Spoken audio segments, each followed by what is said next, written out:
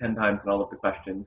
But what is, at the end of the day, when it's all said and done, when we'll even go a little more morbid, when your life's over, what is the thing you want people to look at your life and be able to say, this is what David Hayward stood for. This is the message he taught us. You know what? I'm totally prepared for this question because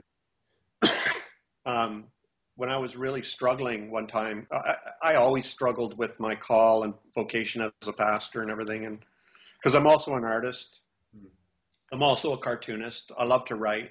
I love music, all this stuff. And I sat down with a man and he said, and I was sharing my struggles. And he said, listen, he said, you've died.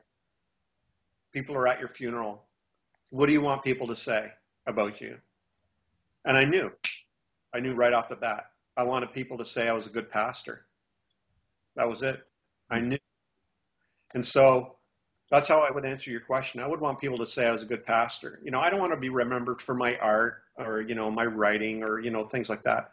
I want to be remembered for really, John Wimber, who founded the Vineyard, he said, I heard him say this one time, the only time I ever heard him speak, but I heard him say this, that a pastor's job is to get people from point A to point B in their spiritual growth. And that's what I love to do.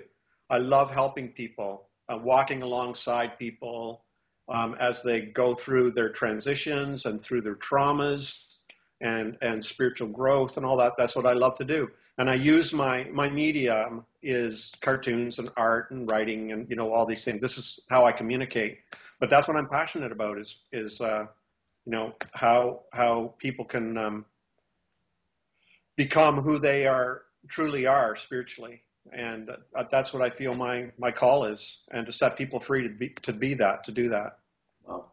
Well, that's beautiful. And I think the big last question is, what is it like to be married to